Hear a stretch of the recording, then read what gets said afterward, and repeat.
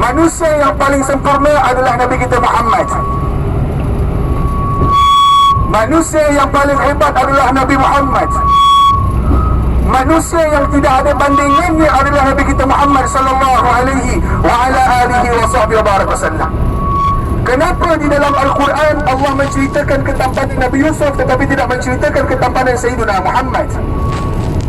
Ini soalan daripada ada makcik itu tanya kan, dalam Quran Allah sebut pasal Nabi Yusuf tapi tak sebut pasal Nabi Muhammad. Betul?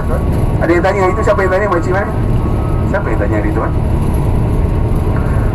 Yang pertama, kenapa kita mengatakan Nabi Muhammad handsome? Nanti balik Malaysia beritahu orang Nabi yang paling handsome adalah Nabi Muhammad. Balik nanti bila keluarga kita hamil atau mengandung, baca surah Muhammad, sibuk baca surah Yusuf, nak handsome anak macam Nabi Yusuf. Kita nak akhlak yang baik. Nabi Muhammad paling sempurna tuan-tuan, dari segi akhlaknya, dari segi zahirnya, dari segi batin. Bayangkan Nabi Muhammad ketika dilahirkan pun malaikat dah belah dada. Tak pernah terjadi pada Nabi yang lain. Bukan sekali Nabi Muhammad dibelah dadanya, berkali-kali Nabi Muhammad dibelah dadanya. Sedangkan ulama mengatakan Nabi Muhammad ini tidak ada kotoran di dalam hatinya, tetapi masih lagi dibersihkan oleh malaikat. Kenapa? Zadu tuhran ala tuhri, kata ulama, untuk menambah kesucian di atas kesucian. Dah suci, nak disucikan lagi walaupun dah suci. Menunjukkan keistimewaan yang diberikan oleh Allah kepada Sayyidina Muhammad sallallahu alaihi wasallam. Kenapa di dalam Al-Quran Allah menceritakan kehitaman Nabi Yusuf? Yang pertama, kerana terjadi peristiwa antara Nabi Yusuf dengan Zulaikha. Sekiranya tidak jadi peristiwa, tidak ada peristiwa, nescaya Allah tidak akan ceritakan. Yang kedua, siapa yang mengatakan Nabi Yusuf itu handsome? Siti Zulaikha dan kawan-kawannya. Buktikan di dalam Al-Quran. Ketika Siti Zulaikha tergoda dengan ketampanan Nabi Yusuf alaihissalam, maka Siti Zulaikha ini dibisik oleh syaitan, dibisik oleh iblis untuk menggoda Nabi Yusuf alaihissalam. Ketika suaminya pembesar di kerajaan negeri Mesir keluar untuk urusan kerja, tinggallah berdua Siti Zulaikha dengan Yusuf alaihissalam. Maka Siti Zulaikha memanggil Yusuf masuk bilik, kemudian ditutup pintu. Dia mengajak Nabi Yusuf untuk melakukan perbuatan yang terkutuk, perbuatan yang tidak mendapatkan keridhaan Allah Subhanahu wa taala. Apakah Nabi Yusuf layan Siti Zulaikha? Tidak layan, tuan-tuan. Dipaksa oleh Siti Zulaikha radhiyallahu anha wa ardaha. Siti Zulaikha ini akhirnya menjadi isteri Nabi Yusuf, tuan-tuan.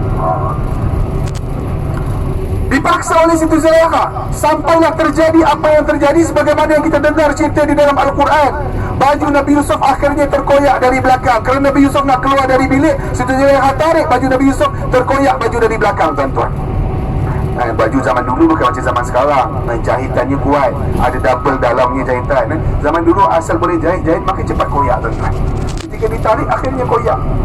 Ketika nak keluar rumah, tiba-tiba suaminya balik tengok Siti Zulaikha berdua-dua dengan Nabi Yusuf. Maka suaminya pun bertanya. Siti Zulaikha tidak mengaku, mengatakan Nabi Yusuf yang salah. Ketika terjadinya perdebatan, tuduh-menuduh, Allah Subhanahu wa taala mengeluarkan kekuasaannya, menurunkan kekuasaannya. Ketika seseorang itu ada bayi di antara di situ, yang seorang ibu bawa bayi itu yang bersuara. Kalaulah Nabi Yusuf yang bersuara, orang takkan percaya. Kenapa Allah membiarkan nak bayi yang bercakap? Pernah dengar kan bayi bercakap? Banyak bayi yang bercakap. Nabi Isa pun waktu kecil, waktu masih bayi boleh bercakap. Di antaranya Jureh pun boleh bercakap, bayi pada zaman Jureh. Kemudian di antaranya Nabi Yusuf alaihissalam. Ketika terjadi perbalahan, orang-orang ramai datang, orang istana ramai turun, maka seorang ibu ni membawa bayi. Ketika Nabi Yusuf dituduh dan orang kebanyakan hampir mempercayai Siti Zulaikha, maka bayi tersebut yang dibawa oleh seorang ibu ni berkata-kata. Bayi tersebut mengatakan, lihatlah, sekiranya kalau baju Yusuf yang koyak dari depan, maka Yusuflah yang salah. Sekiranya terkoyak dari belakang, maka Zulaikha lah yang salah.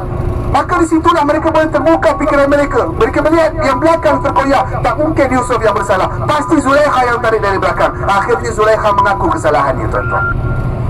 Kalaulah orang tua yang berkata, nescaya orang kata dia akan berkomplot dengan Nabi Yusuf, maka Allah jadikan bayi yang berkata-kata.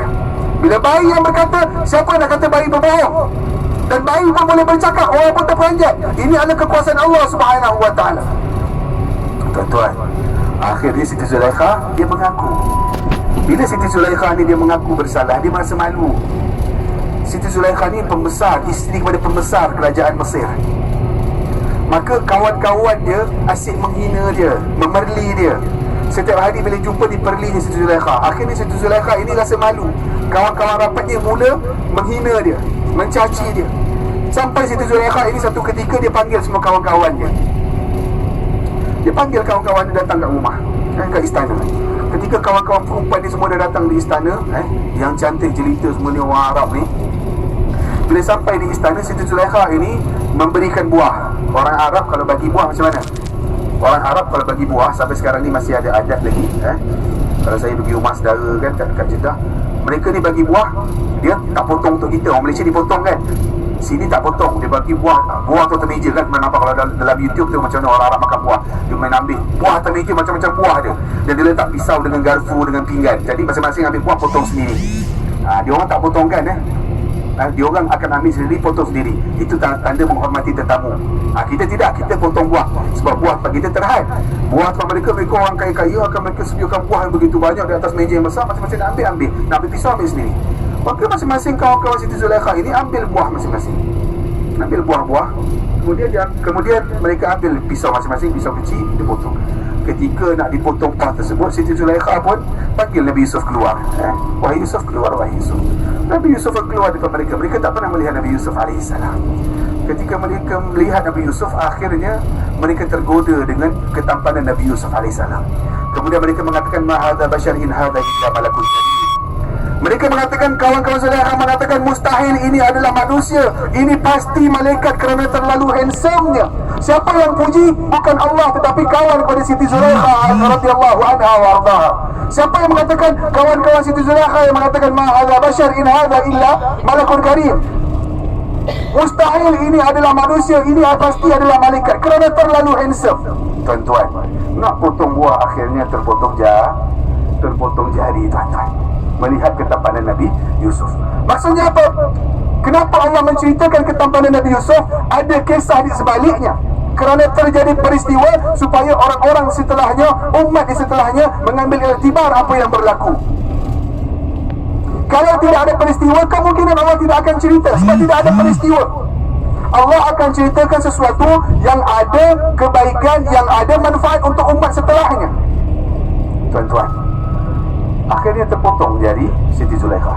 Tuan-tuan bayangkan, kenapa tidak diceritakan ketampanan Nabi Muhammad di dalam Al-Quran? Kenapa? Siapa tahu? Yang belakang, baju coklat yang kat belakang. Yang belakang sekali, boleh jawab. Kenapa Allah cerita ketampanan Nabi Muhammad? Yang pertama, sebab pada zaman Nabi Muhammad tidak pernah terjadi peristiwa seperti zaman Nabi Yusuf AS. Pernah terdengar? Nabi Muhammad, orang terpikat dengan Nabi Muhammad?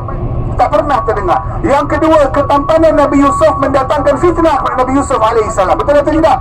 Menjadi fitnah sehingga tergoda orang-orang di sekelilingnya. Bahkan Nabi Yusuf dipenjara, termakan kerana apa? Fitnah oleh orang-orang di sekelilingnya. Mendatangkan fitnah. Yang pertama, Nabi Muhammad, kenapa tidak diceritakan dalam Al-Quran? Kerana tidak pernah terjadi apa-apa peristiwa terhadap Nabi Muhammad seperti Nabi Yusuf AS. Tak pernah terjadi. Walaupun Nabi ini sangat tampan. Kenapa tak pernah terjadi, tuan-tuan? Allah jaga Nabi kita Muhammad SAW.